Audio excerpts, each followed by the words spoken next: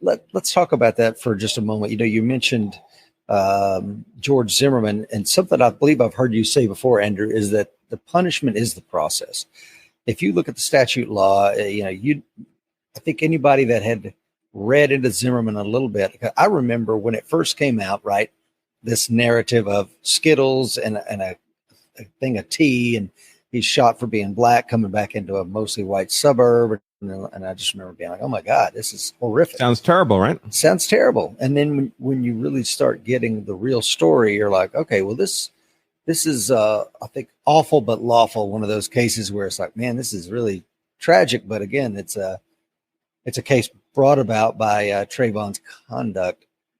And can you talk to the idea that some of these politically motivated prosecutors will often just drag you through the process to make it the punishment? Yeah. So in theory, there's gateways that exist before you actually find yourself in trial, right? So some event occurs, there's an investigation, they look at the facts, hopefully in the context of the applicable law, and they begin to make determinations about whether or not they believe, the investigators believe, the prosecutors believe that your use of force was criminal or not. So they can come to an opinion about that. But in theory, before they can move from having an opinion about it to pulling you into court, they have to meet certain legal thresholds. There has to be probable cause to believe that the use of force was unlawful. They're supposed to have to convince a grand jury of that. Then even after convincing a grand jury and getting an indictment, they still have to convince the trial judge that probable cause exists to support these charges. Unfortunately, the concept has been so watered down that almost anything now qualifies to drag someone into court.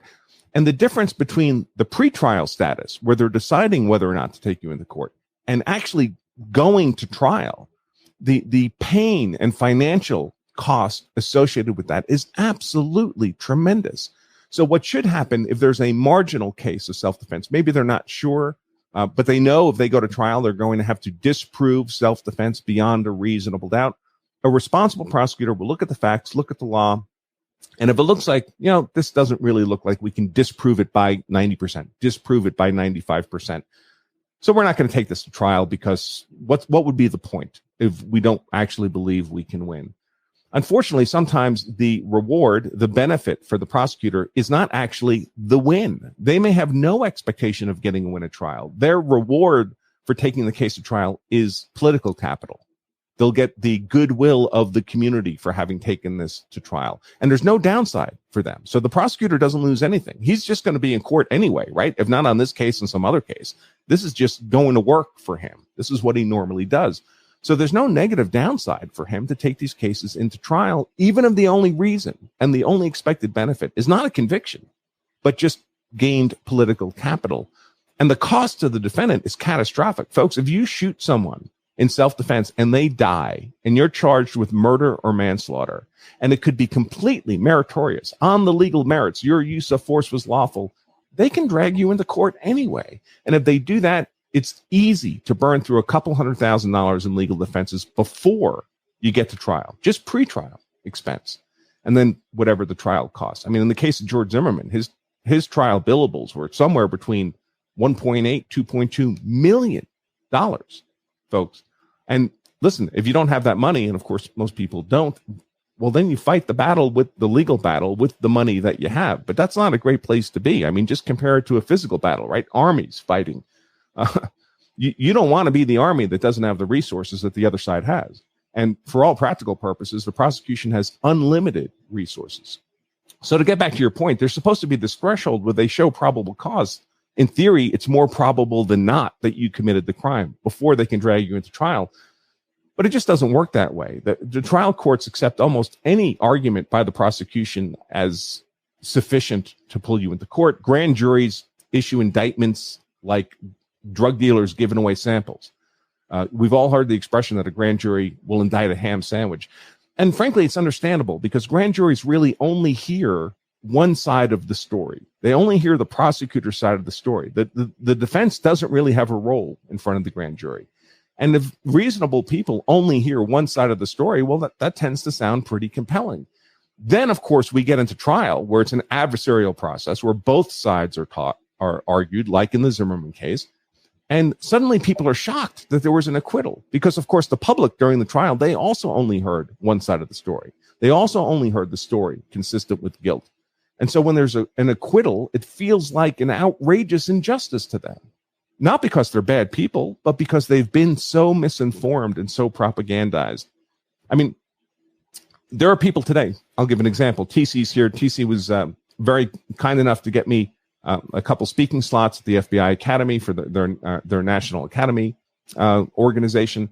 And I'm there talking about these controversial cases, including the George Zimmerman case. And this is in front of their big auditorium, 200 or 300 people there, FBI officers, senior law enforcement officers from all over the country. And I'll ask them, the audience, how many people think George Zimmerman did X? How many people think George Zimmerman got out of his car after being told by the dispatcher not to get out of his car? And every hand goes up because they've heard that 1,000 times in the media. And they've told other people that. Importantly, this is important because it makes them emotionally committed to this narrative personally. Every hand goes up. And then I'll play the 911 call for them, the recording. And at no point is Zimmerman told not to get out of his car. It doesn't happen, folks. It's a complete fabrication. But you can see on their faces that even with that incontrovertible evidence that it never happened, they can't accept that what they believe to be the true narrative about the case is not true. They still can't absorb it.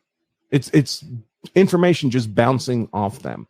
And if that's the case with, let's face it, career hardened law enforcement officers, what's the general public supposed to do? I mean, of course they believe what they read in the newspapers 1,000 times.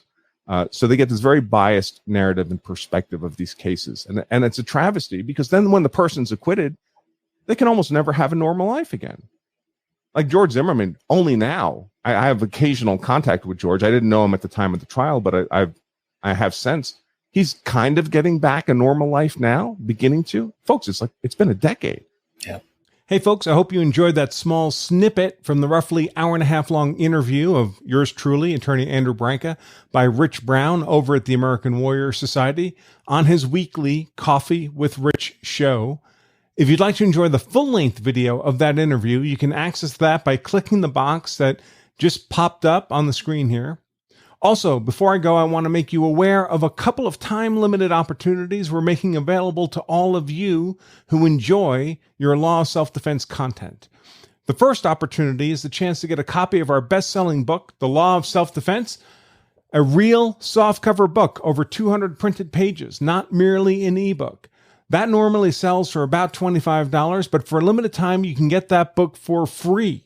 To learn more about that opportunity, just click the magic box that just popped up on your screen.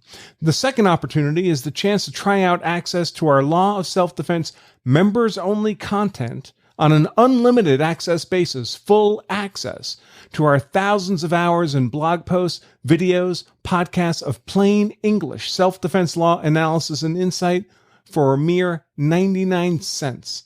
That 99 cents gets you 2 full weeks of full membership access. Even better, if you decide it's not for you, and almost nobody does that, but if that's what you decide, simply take advantage of our no questions asked 200% money back guarantee. To learn more about that trial membership opportunity, just click the new magic box that just popped up on your screen. Okay, folks, that's all I have for all of you at the moment. Remember, if you carry a gun so you're hard to kill, that's why I carry a gun so I'm hard to kill, then you also owe it to yourself to make sure you know the law so you're hard to convict. Until next time, I remain Attorney Andrew Branca for Law of Self-Defense. Stay safe.